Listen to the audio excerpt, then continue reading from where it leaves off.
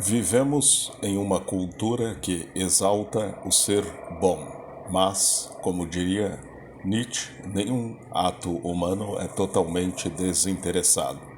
Essa frase já demonstra uma das ilusões mais confortáveis da moral moderna, a ideia de que agimos por pura bondade.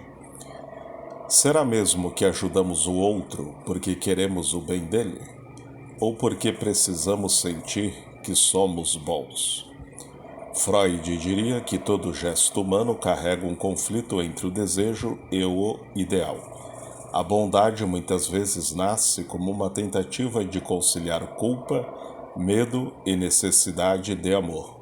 O bom pode ser, no fundo, o aceitável, o amado, o valorizado.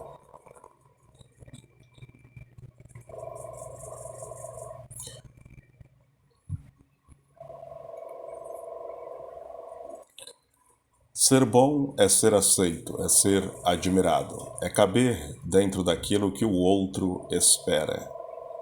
Vivemos em uma época em que ser bom virou uma espécie de passaporte moral. Mas, como diria Nietzsche, nenhum ato humano é totalmente desinteressado. Essa frase por si só já é um golpe no conforto das nossas intenções.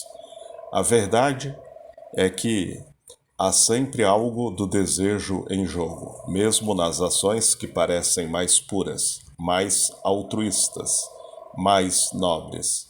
Ajudamos, doamos, perdoamos. Mas será que o fazemos apenas pelo outro ou também para nos livrar da culpa, para sentir que somos bons, justos, dignos de amor?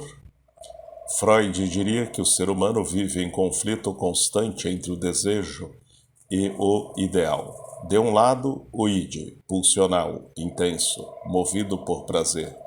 Do outro, o superego, essa instância moral que cobra a perfeição, que julga, que exige.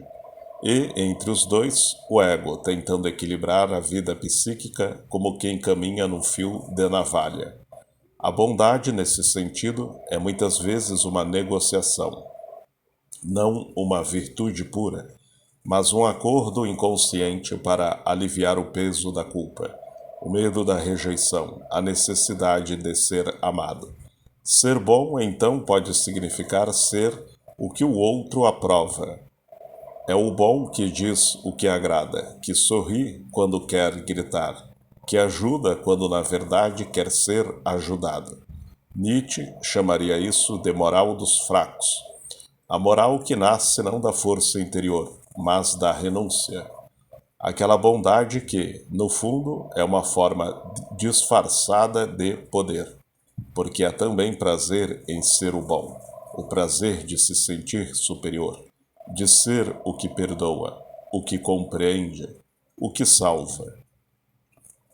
E talvez o mais inquietante seja isso. Por trás do bom, às vezes, habita um desejo não reconhecido, de controle, de aprovação, de ser visto. A psicanálise e Nietzsche convergem nesse ponto. Nem a bondade é totalmente pura, nem o egoísmo é totalmente vil. Ambos são expressões da mesma tensão humana, a de existir entre o amor e o desejo, entre o ideal e o inconsciente, entre o que mostramos e o que realmente somos.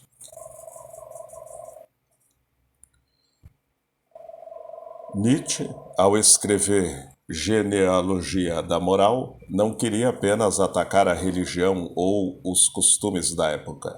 Ele queria desmascarar as intenções ocultas por trás do que chamamos de virtude. Ele dizia que a moral dos fracos surgiu como uma forma de defesa. Quem não podia reagir com força, reagia com moralidade. Quem não podia vencer, dizia que vencer era pecado. Essa inversão de valores criou um tipo humano que aprendeu a esconder seus impulsos por trás da aparência de bondade. O homem bom passou a reprimir seus instintos naturais, a raiva, o desejo, a ambição. em vez de integrá-los, os sufocou. Mas o que é reprimido não desaparece, ele volta, como dizia Freud, disfarçado de sintoma, culpa ou ressentimento. Freud e Nietzsche, embora em campos diferentes, se encontram nessa crítica. Ambos desconfiam das aparências da moral. Freud dizia que até o altruísmo pode ser um sublimado do egoísmo, uma forma mais sofisticada de amar a si mesmo, projetando isso no outro. Jung também apontava: aquilo que negamos em nós, projetamos nos outros. Muitas vezes, o bonzinho é aquele que vive em guerra com a própria sombra. Ele tenta salvar o mundo porque não consegue lidar com o próprio caos interno. Freud chamaria tudo isso de culpa inconsciente. Dentro de nós existe uma voz, o superego, que cobra, julga e exige perfeição. É essa voz que diz: você precisa ser bom, você precisa fazer o certo, você não pode falhar. Só que, quanto mais o sujeito tenta atender a essas exigências, mais ele se afasta de si mesmo. A bondade, nesse caso, deixa de ser um gesto espontâneo e passa a ser uma penitência inconsciente. Ele se doa não porque quer, mas porque precisa aliviar a culpa que o persegue.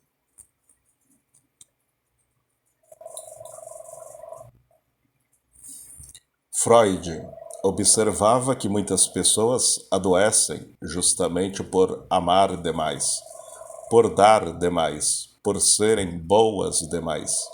O ego se curva ao superego, tentando compensar algo que nem sempre entende.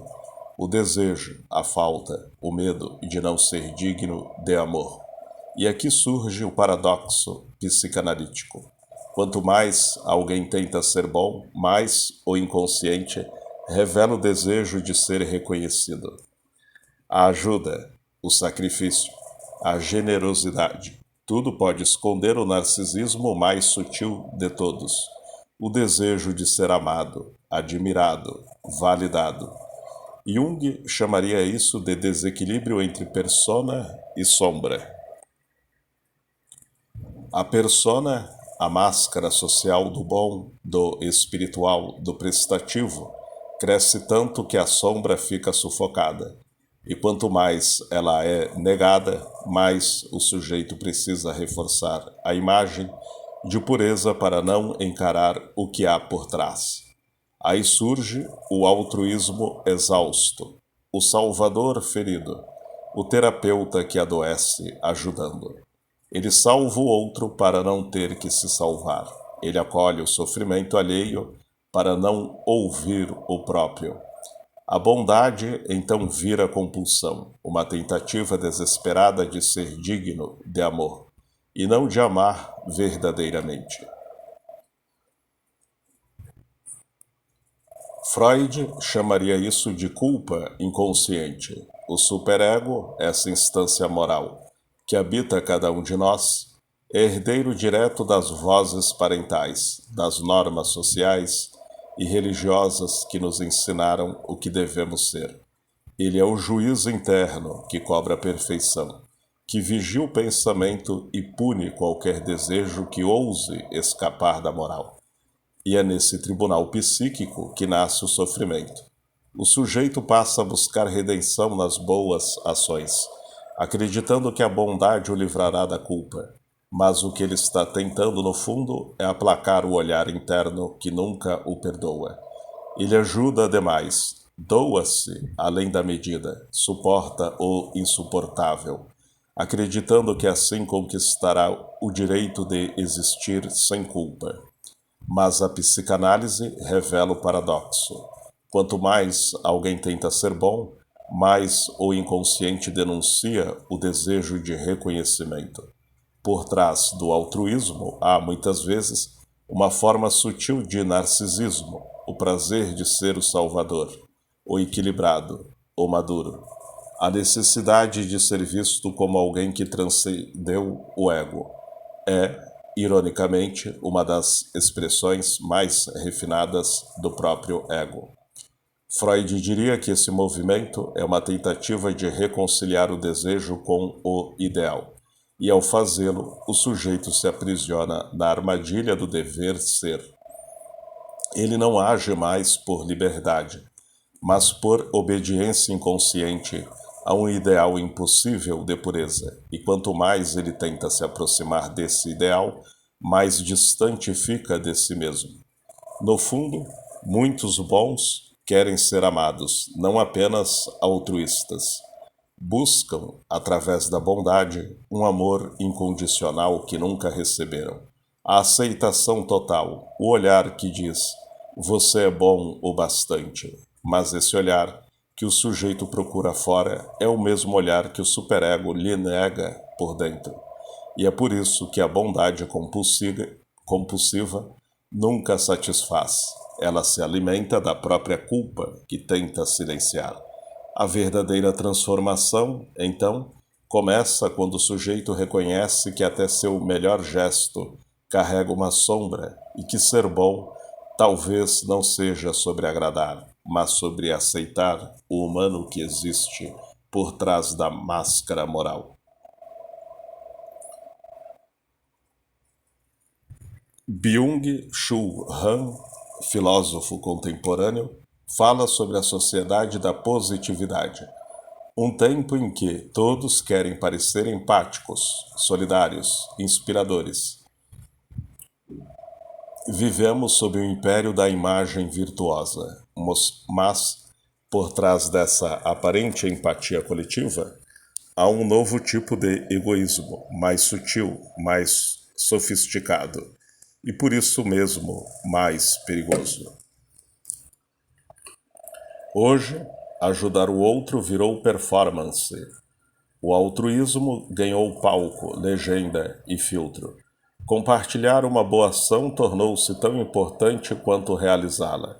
E o gesto solidário que deveria nascer do encontro humano se transforma em moeda simbólica, uma forma de capital social e moral.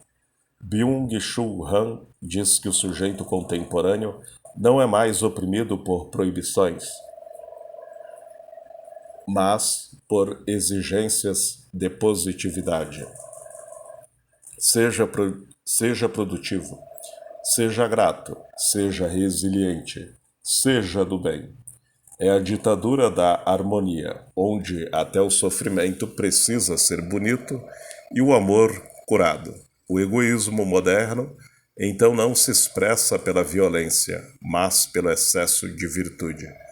É o ego espiritual, o ego terapêutico, o ego do bem-estar, aquele que transforma a própria evolução pessoal em espetáculo.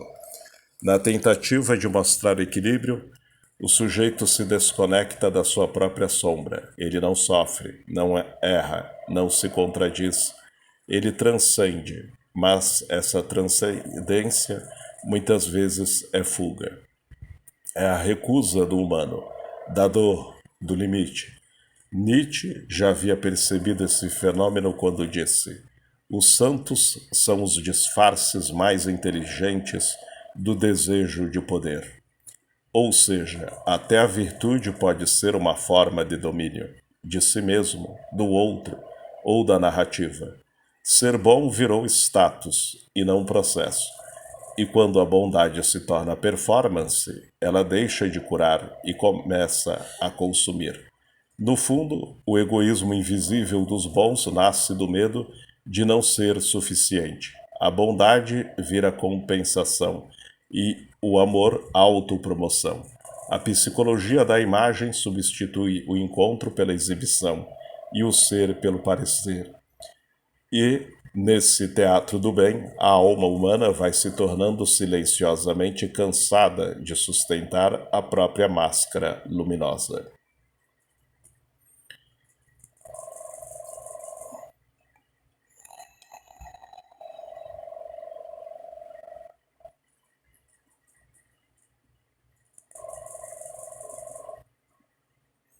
Winnicott nos lembra que o falso self pode assumir a forma de um eu bom demais para ser verdadeiro. É aquele que sorri o tempo todo, que atende a todas as demandas, que cuida e agrada incessantemente, mas que por dentro carrega exaustão, ressentimento e vazio. Quando a bondade nasce da culpa, da necessidade de ser amado ou da pressão do superego, ela deixa de ser liberdade e se transforma em prisão psíquica. É o bom que não sabe dizer não, que confunde amor com dever de salvar, que se sacrifica para manter a imagem da virtude. Nietzsche já advertia: